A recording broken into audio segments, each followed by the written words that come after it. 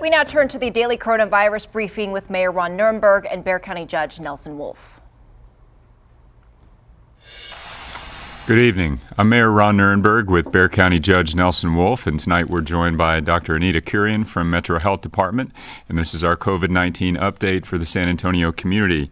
Tonight we have a total of 2,322 total confirmed cases of COVID-19 in Bexar County. That's an increase of 44 from yesterday. Of the 44 cases, 16 are community spread. 1 is from the jail, an inmate, and 8 are from other congregate settings, such as nursing homes and other long-term care facilities. There are 19 cases that are still pending investigation. Sadly, we do have another death to report this evening. She was a female, Hispanic, 50 to 59 years old, and was a resident of the Buena Vida nursing home. Please keep her family in your prayers. That brings us to a total of 63 deaths in San Antonio since the crisis began.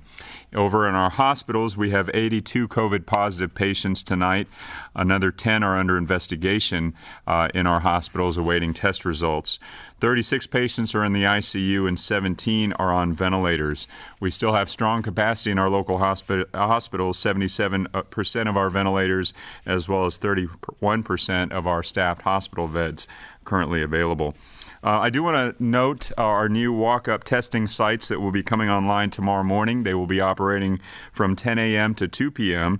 The 2 sites will be located at the Palo Alto College Gym and another one at the Nellie Reddick Center on Sid Katz Drive. That's in the medical center. Again, those will be operating from 10 a.m. to 2 p.m. You can get more information on testing sites at covid19.sanantonio.gov. Those 2 sites will have the capacity to test up to 175 people. First come, first serve. You don't need any appointment, and you also don't need symptoms to be tested. Just walk on up to one of those sites. Today, the City Council did have a discussion about our CARES Act resiliency program, and much like you've been hearing the judge and I talk about a coordinated plan for recovery, the City Council talked about our approach that will be guided by public health and safety, equity among our community, as well as leveraging all the resources that we have available to integrate local, state, and federal funds to get as much impact as we can into this recovery.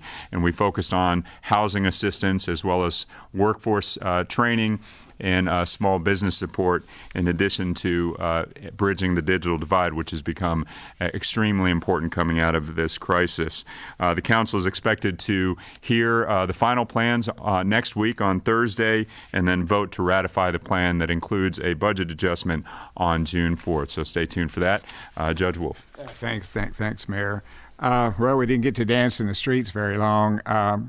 Today, the Federal Appeals Court nullified the order by the District Court Beery, which would have allowed people to for mail-in ballots and the fact that we had the COVID emergency, but there still will be a hearing in those courts. It means just that you can't move right away. There'll be a hearing in the Federal Appeals Court, and then also I believe they may have already started the one that will be at the Texas Supreme Court. So there's still a chance that something may come out of it, but a big setback today. The mayor and I did have a chance to speak with our legislative delegation today, and they're offering us support in a number of things. We brought up the fact that we have 69% of the COVID cases in the major metropolitan areas, the large 11 or so. And we only get 28% of state funding. So they're going to try to look into that, maybe have some of the legislative committees to see why there isn't more money going to where the real problems are. So that was a step forward.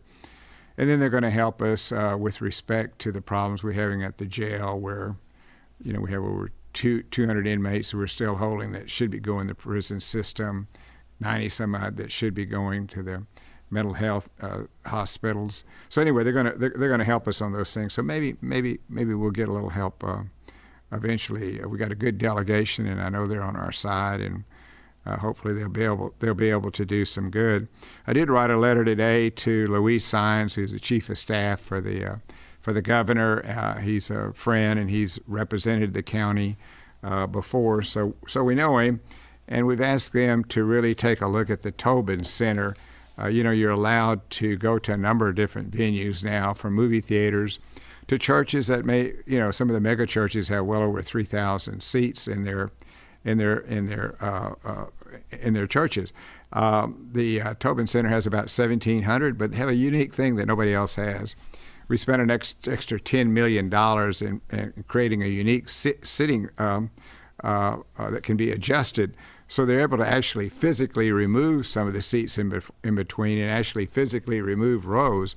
So it'll actually be a lot safer there than it will be anywhere else, and we're hoping the governor will take that in consideration. So it's about all I have. Great. Thank you very much, Judge. And proof of life that will continue, if not slightly adjusted, as we all continue to do our part to slow the spread of the virus, but proof of life continuing in some ways. I've talked to you a little bit about the fire cadet graduations and other things that have been happening in our community. I do want to give two personal shout-outs. Last week, my nephew, Julio Garcia, officially became a U.S. Marine. They were physically distanced. We couldn't go to his graduation ceremony, but congratulations, Julio. We're very proud of you. I also want to say congratulations to Nadia Bonner, who is the wife of Matt Bonner, the Red Rocket, who became a citizen today. The naturalization ceremony took place. I know there's another one tomorrow as well. So congratulations to Nadia. Of course, you can get the latest on COVID-19 by going to the website covid19.sanantonio.gov, or you can text COSAGov to 55000. As I mentioned, Dr. Kurian is here, as is the judge and myself, and we're happy to answer any questions. Is the city or county working with Bear Aid, the group that is going to test drive-through to your house?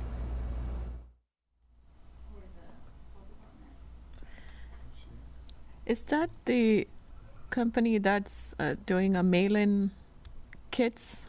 They'll drive to your home and they'll conduct a COVID-19 test?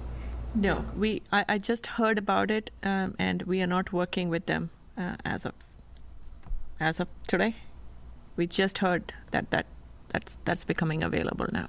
Yes. Okay, but if that is the case, if they're conducting a test in the city of San Antonio, they're required per the orders to report that test to Metro Health. That's correct. So at this time, if I may elaborate, at this time there are three kits that we are, three different tests that we are aware of that has emergency use authorizations from FDA for mail-in test kits. One is the one used by LabCorp. The second one is the Everly kit. That's a company based in Austin. And the third one is a company that uses saliva test. And this particular one, I'm not aware of which of those three tests are they using. And so we'll look into that. But regardless of whatever test. This briefing is continuing right now on our KENS 5 social media pages, including Facebook. So with the latest numbers, there's a total of 2,322 confirmed cases. And unfortunately, one new death to report tonight, bringing the total to 63.